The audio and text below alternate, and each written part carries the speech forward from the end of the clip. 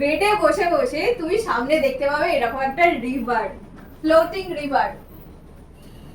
দরজা খুললেই সামনে, আর দরজা না। Hello guys, welcome back to my another vlog. I am Shukorna. Today we are in Bijonbari and today we are in staying Tea River Resort. T river রিসর্টে তোমরা কেন আসবে? টি রিভার রিসর্টের পাশেই হচ্ছে রঙ্গিত নদী। আমরা যে কটেজটায় আছি সেটা হচ্ছে ইটালিয়ান কলোনিয়ালের আদলে বানানো হয়েছে। Please come. প্রথমে ঢুকে এটা হচ্ছে টুপ্লেক্স একটা কটেজ। তো নিচের পোর্শনটা হচ্ছে এইরকম, এসি আছে, এখানে একটা বেড রয়েছে, কুইন সাইজ একটা বেড রয়েছে, এপাশে একটা আলমিরা রয়েছে। চলো উপরে নিয়ে যাই। আমার লেফট সাইডে রয়েছে হচ্ছে ওয়াশরুম, ওটার আমি দেখালাম না। আসো উপরে এসো। উপরে যে রুমটা রয়েছে সেখানে একটা বেডও রয়েছে, নিচেও একটা বেড রয়েছে। তোমরা চাইলে ইজিলি এখানে 3-4 জন মানে ইজিলি তোমরা থাকতে পারবে। আর যদি গ্রুপ নিয়ে আসো তাহলে তো খুবই ভালো। তো এদিকে আসো। বেডে শুয়ে শুয়ে তোমরা দেখতে পাবে যে রঙ্গিত নদী।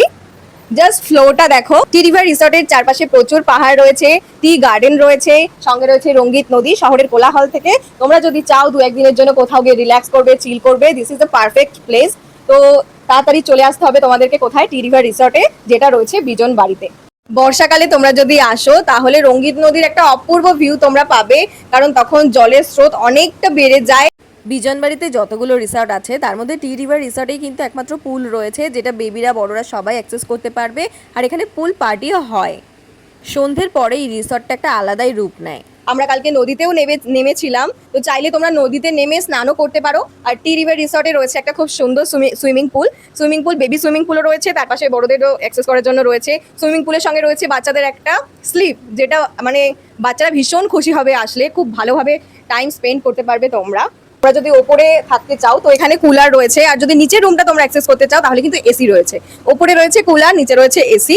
তবে রাতের দিকে এখানে একটু একটু ঠান্ডা লাগে, কিন্তু সকালে কিন্তু বেশ গরম, মানে আমার তো বেশ গরম লাগছে। রিসর্টের সামনেই রয়েছে এরকম একটা দোলনা, দোলনায় বসে বসে তোমরা এরকম রঙ্গিত নদী দেখতে পাবে, ফ্লোটিং নদী, যেটা মনসুনে আসলে রিভারের জল অনেকটা বেশি বেড়ে যায়। আমাদের ছিল মিডিলের কটেজটা, পরপর 3টে এরকম কটেজ রয়েছে, ওই পাশে আরও বিল্ডিং রয়েছে, তারপরে টেন্টে থাকারও বন্দোবস্ত রয়েছে। যার যেরকম ইচ্ছা তোমরা সেটা অ্যাক্সেস করতেই পারো। আর আমাদের ব্রেকফাস্ট ইনক্লুড ছিল, দুপুরে আমরা ফিশ থালি নিয়েছিলাম, আর আমার হাজব্যান্ড নিয়েছিল চিকেন থালি, আর রাতে নিয়েছিলাম আমরা এরকম ক্রিমি পাস্তা, আর তার সঙ্গে ছিল biryani. So if you are planning your next offbeat getaway, add Bijanbari to your travel list. Come for the view, stay for the peace and leave with beautiful memories. Thanks for watching. Please একটা like করে দিও। দেখা হবে next কোনো ব্লগে।